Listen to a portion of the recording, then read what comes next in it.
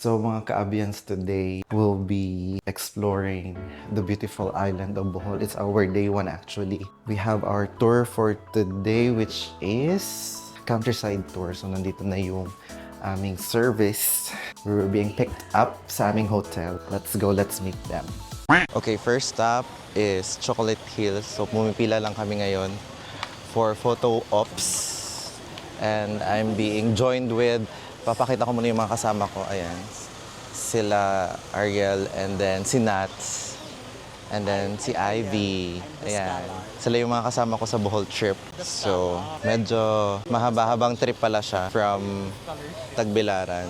Umalis kami siguro mga around 7:88. Ngayon, it's 9:58. So, roughly mga almost 2 hours yung travel time.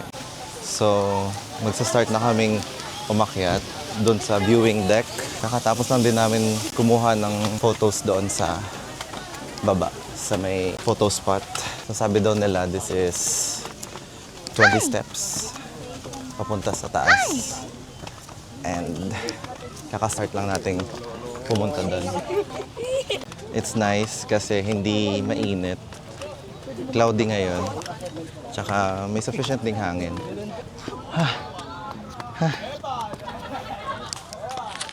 Okay. Kakarating lang natin sa taas sa may viewing deck. And masasabi ko talaga is that it's better kung personal mo siya nakikita. Lalo na yung view dito. Wait lang, nakakahinga lang. Pero ganito yung view.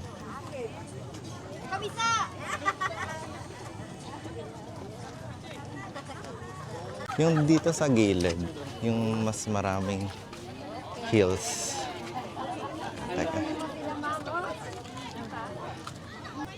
Ang gaganda. Yung next nating location ay Tarsier viewing. Pero, we need to be silent or keep lang daw yung volume to lowest when observing the Tarsiers. And we're trying to spot one.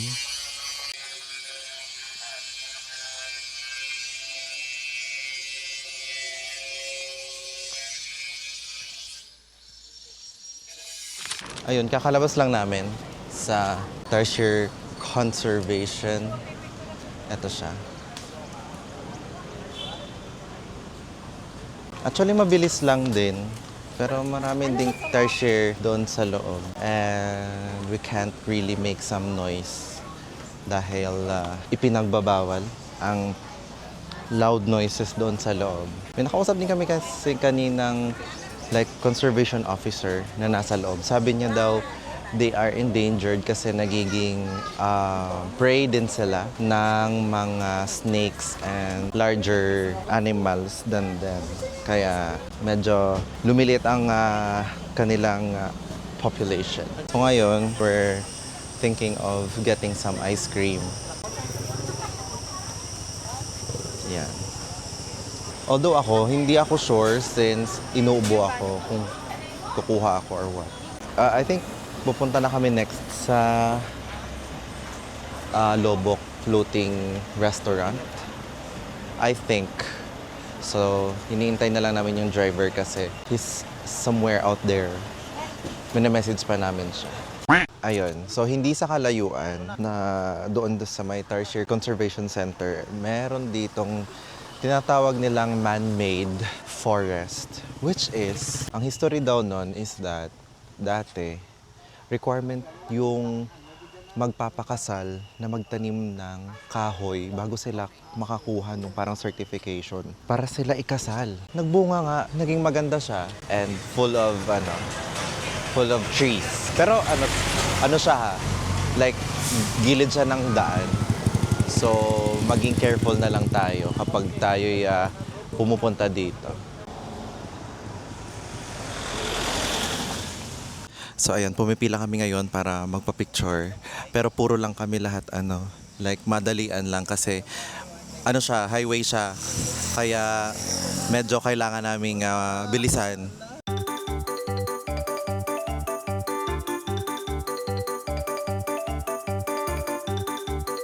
Medyo buwis buhay lang talaga dito. Pero, teka, pick up ko yung camera.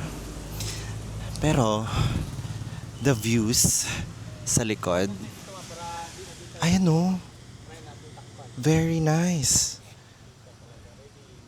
Diba? Ang ganda. And the color, the foliage. Foliage! Oo.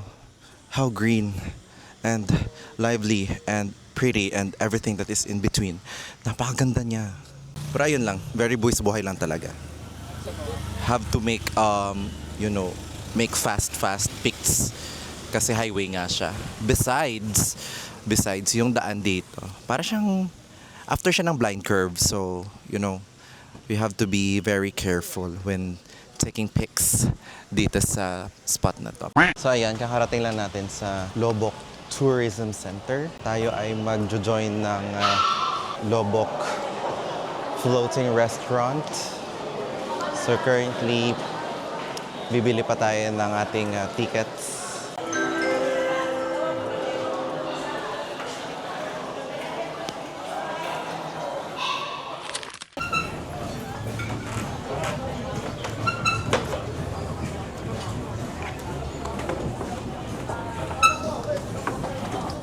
Thank you. Ayan, so kakaboard lang natin sa floating resto. At nandito talaga tayo sa harap. Yan. Ito yung front part. Tapos, nandito siya. Dito lang kami. So ayan, habang kumakain kami, meron kaming background song which is Bossa Nova na genre. Ayan. Papakita ko muna yung mga friendships. Kumakain sila. Ayan. So, ang kanilang mga food choices ay ganito.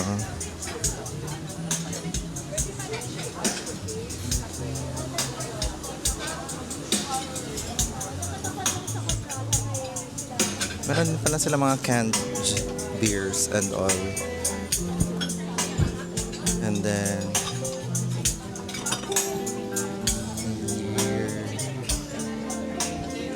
and salad bar. Nandun din yung sa dulo yung mga singers and all. Ang ganda ng environment dito. And I'm thankful na na maaliwalas yung panahon. Although it's mainit, pero overall, maganda yung experience. So, this river cruise is for 1 hour ata. 1 hour siya.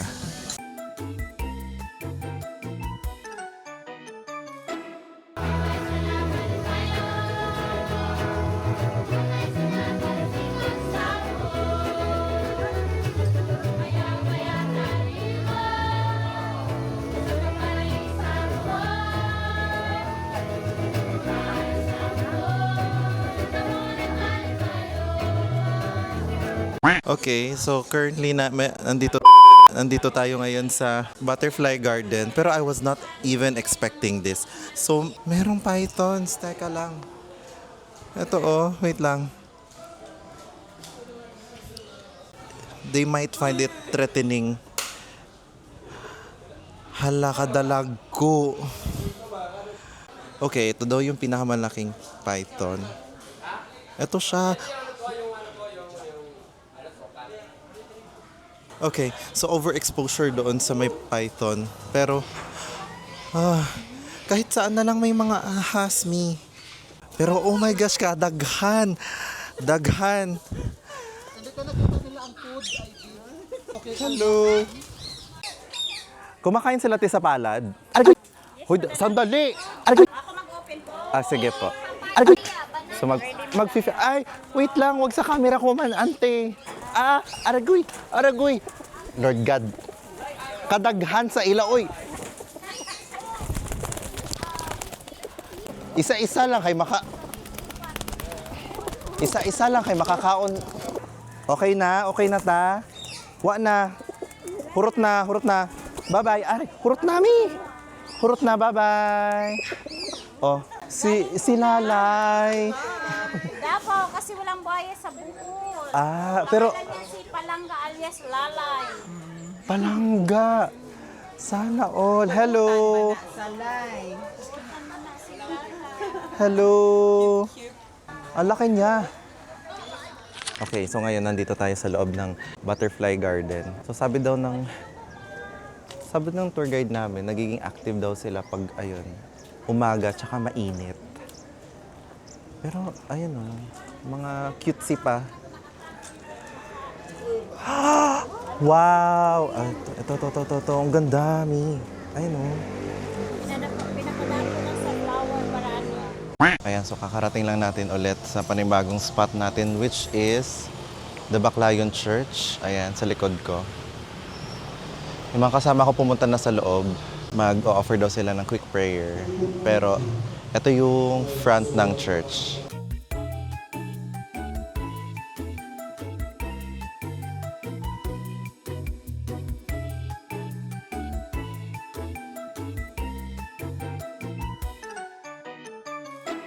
Kakaalis lang natin sa Baclayon Church. We are currently in a new site which is blood compact site dito sa Bohol. Ayan. This is the shrine. This is the Sandugo. Wow, realistic. Nag-take lang kami ng picture pero ang ganda pala ng site kung saan sila first Sandugo. And they call this Friendship City kasi dito nga isinagawa yung Sandugo. So currently pupunta tayo sa souvenir shops nila. Pero kasi dito sabi ng tour guide na medyo affordable daw yung mga binibenta dito. Mga bags. Ayan, meron din silang peanut kisses.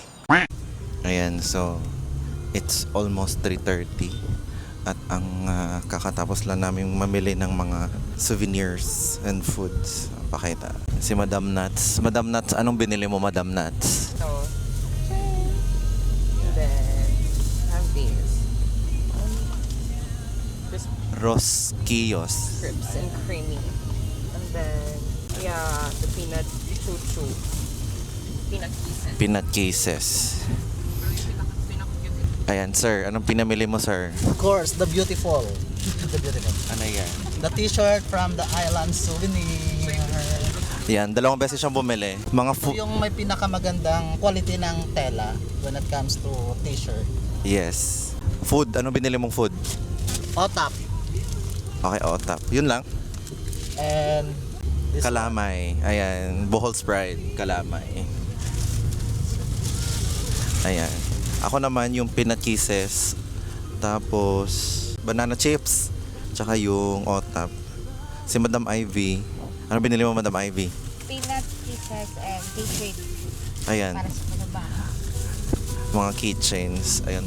Yun na yung last naming pupuntahan for today. Balik na kami ng aming hotel. So that makapagpahinga na rin. Kasi nakakalaspag ang araw na ito. the word last pack. My God. Yes. Nakakalaspag ang araw na ito. Shout out kay Kuya Rodel. Siya yung aming tour guide slash driver slash tagahatid, taga-picture and lahat. Everything. All in one package. We're driving back papunta sa hotel para kami makatulog na. Day 2. Good morning everyone, mga ka-Abians ko. So it's our day 2 sa aming Bohol trip and we're currently at Hinagdanan Cave for our first destination. Ayan, nasa labas kami ngayon ng Hinagdanan Cave entrance. Ito po ay cave na merong option to swim. Kanina sa may entrance. Yung binayaran lang namin ay entrance lang, which is 50 pesos. Meron pala dapat swimming fee, which is 75 per person. Ayan, Hinagdanan Cave and Bath Resort. So may waiting area kami ngayon. Dami ding waiting for swimming.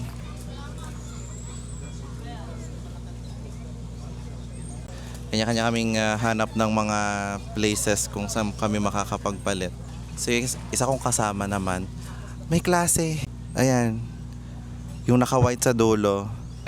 Hi guys, so hindi ko alam kung naririnig nyo ako, pero nasa loob na kami ng cave. So may swimming kami ngayon. Ayan. So ganito yung situation dito.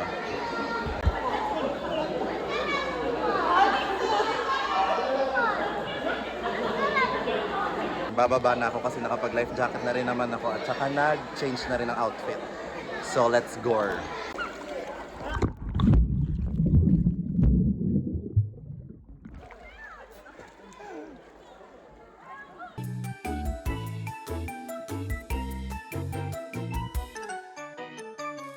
So it's 10:30 pero nandito pa rin kami. Dami pa rin nagsiswim. Hindi ko dinala yung yung Osmo since this is water related. Pero yung phone may case kaya yes, safe. Ayan, so currently nandito kami sa bee farm. Kakatapos lang din namin doon sa Hinagdanan Spring. Pero ang ganda. So dito na rin kami ata kakain ng lunch. Ayan sila, yung mga kasama ko. So, ang puteriya namin muna ay, I don't know, baka lunch na.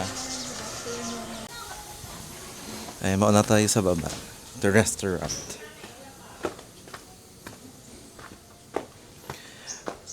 Medyo kakaiba siya dito since medyo tahimik ang place. So, sa kanilang restaurant, they have this special menu.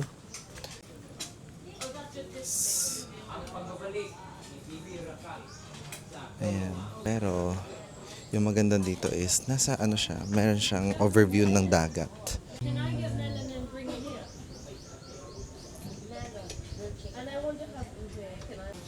So, ang sadya pala namin dito, dapat ay kumain. Pero, pagtanto namin na sa next stop na lang. Hindi ko alam kahapon na yung pinakasikat nilang ice cream, yung sa Bee Farm ice cream. Nakain ko na. Kaya, we have decided na mag-proceed na lang sa next na stop para doon na lang kami pumili ng another meal. Okay, so kakatapos lang din namin kumain. Kumain na lang kami sa McDo since yun na lang yung very accessible at sure kaming afford namin. So ngayon nandito kami sa Muadto Strip Mall. So it's a mall na along the shore.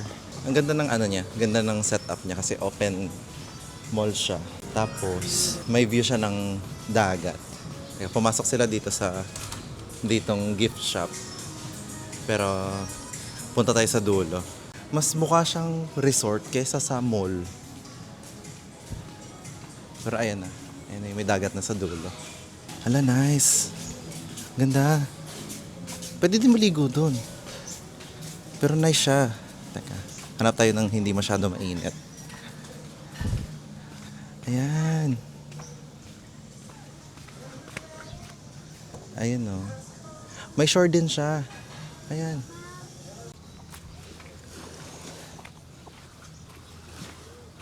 Ayan oh.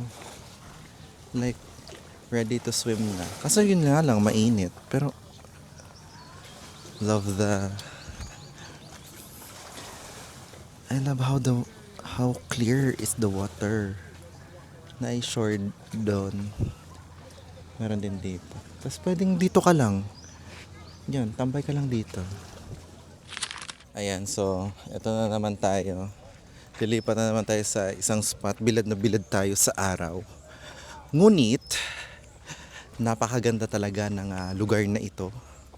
Ito pala ay nasa likod lang ng Muadto Strip Mall. Who would think na merong napakagandang shore dito sa likod ng isang mall. Napaka-nice talaga.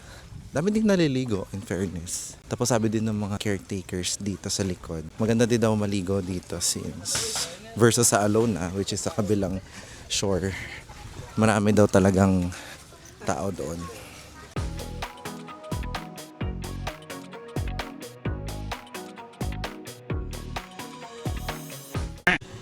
Okay, so not far from the Muadto Strip Mall, yung shore kanina na may beach. Nandito kami ngayon sa St. Augustine Church So yung pupuntahan dito is the watchtower tsaka the church itself. Ako na mismo ang magiging tour guide ng sarili ko. Ayun, so naiwan na naman ako. Pumunta na sila sa church.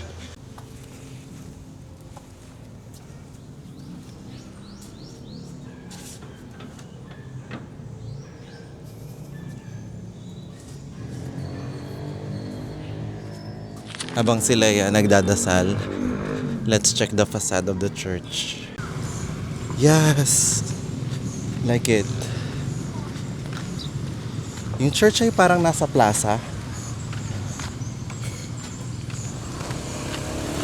Wow! Ito siya. Ganda nga ng facade niya. So, kailangan lang siya ng magandang angling. Ayan, no?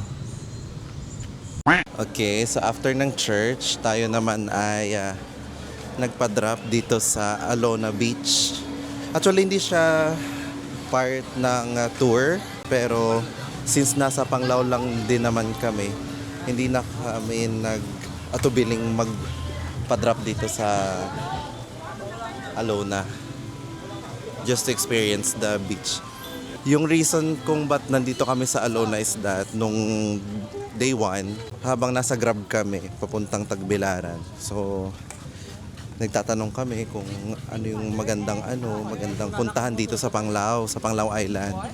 So nagsabi sila na maganda daw mag-visit doon sa Alona Beach. So ngayon, ongoing yung mga improvements and renovations dito. Pero it's still giving the same beach shore doon sa kabila, yung sa may Muadto. Dito mas marami lang talagang tao. You know. Meron din silang sandcastle, just like the Boracay one. Ayan, oh. Ayun, so kakarating lang namin dito sa beachfront ng Henan Resort. Mas maganda nga siya kaysa sa nadaanan namin kanina. Mas malawak siya, tapos may mga resting seats, ganyan. Ito yung dagat. Ayan, so nag-improve ako ng stand. Teka, papakita ko lang dito sa video kung ano mukha nung improved stand ko. Ay, sorry. Ganda ng dagat nila dito. Pero mas matao. Ay, nasa na ako sa ilaw natin yung active track para makita niyo yung mga other parts ng mga beach. Ng shore. Ayan. It's 4:04. So wala nang masyadong mainit.